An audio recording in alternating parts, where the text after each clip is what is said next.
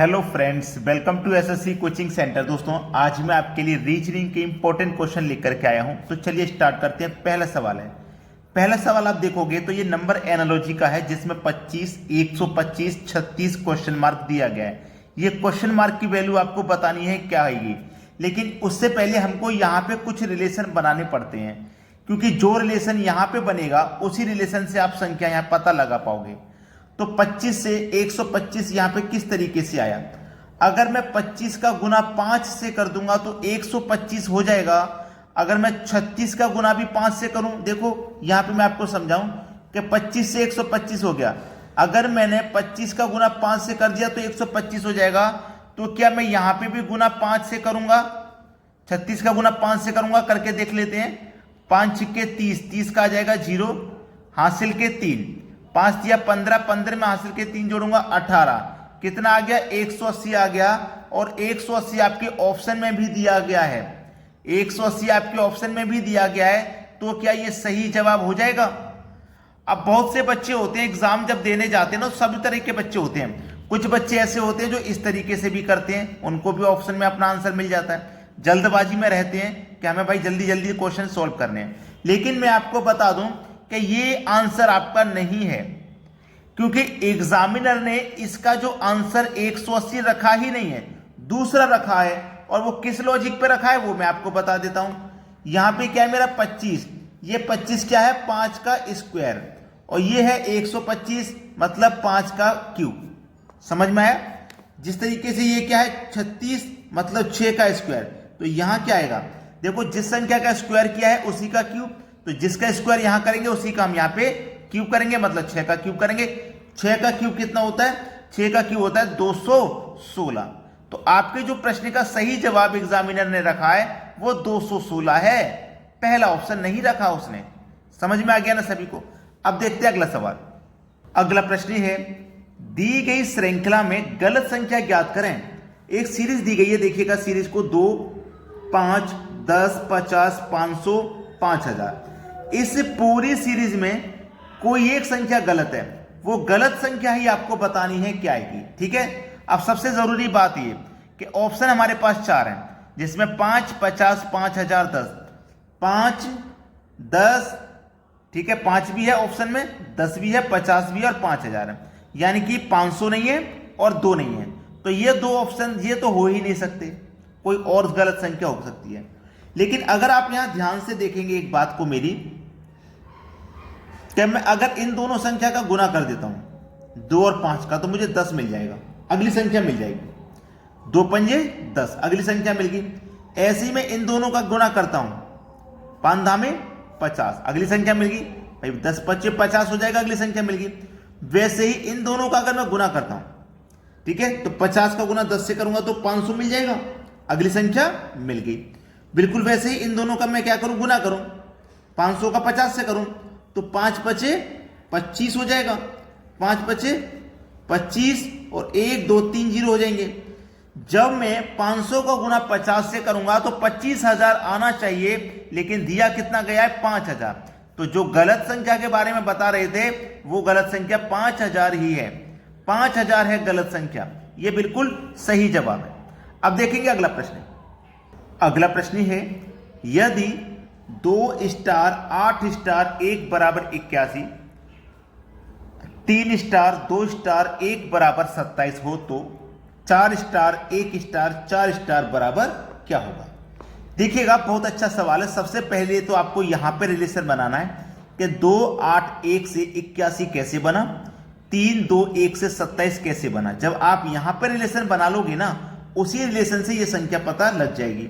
अब देखिएगा मेरे पास यहां क्या क्या है, 2 8 और 1, ये 3 संख्या है। इन्हीं 3 संख्याओं से मुझे 81 बनाना है। तो मुझे करना क्या होगा, ये जो बाद वाली संख्या है ना, दोनों 8 और 1 दोनों को अगर मैं जोड़ देता हूं तो 8 और 1 को जोड़ूंगा मैं, कितना हो जाएगा भैया? 9 हो जाएगा। और जो पहली वाली संख्या उसे पावर में रख देता हूं, तो 9 की पावर 2 का मान 81 हो जाएगा। देखो 81 ही तो था मेरे पास। ऐसे ही मैं यहां पे भी क्या करूंगा, यहां पे भी बाद वाली संख्याओं को जोड़ लूंगा। 2 और 1 कितना हो जाएगा? 3। जिस तरीके से पहले वाली संख्या को पावर में रखा, तो यहां भी पहले वाली संख्या को पावर में रख देंगे, तो 3 की पावर 3 का मान 27 हो जाएगा। देखो मुझे 27 ही दिया गया है। आ गया समझ में? अब यहाँ पे भी वही लॉजिक लगाइए, बाद वाली संख्याओं को जोड़ दो, 4 और 1 5 हो जाएगा। जो पहले वाली संख्या उसे पावर में रख दो, तो 5 की पावर 4 का मान अगर आपको नहीं याद है तो लिख लीजिएगा 625 होता है। 5 की पावर 4 का मान कितना होता है? 625, यानी कि सी ऑप्शन बिल्कुल सही जवाब है आपका। क्लियर हुआ सभी को प्रश्न? अब देखते हैं आगे। अगला प्रश्न है बी का भाई ए है। बहुत अच्छा सवाल बोला गया है, बी का भाई ए है। ठीक है, बी का भाई ए है, बी का भाई ए है, ए की मां सी है। इस ए की मां, बी का भाई ए है और ए की मां सी है। एक चीज याद रखना, जो फीमेल होते हैं उनको हम माइनस से डिनोट करते हैं। मां है ना, ये तो माइनस से डिनोट कर देंगे। और बी का भाई ए है, ये भाई है यानी कि फीमेल नहीं मेल है, तो इसे प्लस, मेल को प्लस फीमेल को माइनस से डिनोट करते हैं। ठीक है, चलिए डी की पोती बी है। अभी डी का जिक्र नहीं हुआ तो इसे छोड़ देते हैं। ए का पुत्र एफ है, ये जो ए है ना इसका एक पुत्र है एफ। अब ये पुत्र है ना, ये मेल है, तो इसको हम प्लस दिखाएंगे। एफ का डी से क्या संबंध है ये बोला गया है। जबकि हमें एक बात और कही है कि डी की पोती बी है, डी की पोती बी है, ये बोला गया है। एफ का डी से क्या संबंध है ये बताना है। ठीक है, जबकि ए का पुत्र एफ है, ए का पुत्र एफ है, बी का भाई ए है। प्रश्न को अच्छे से समझ लिया ना?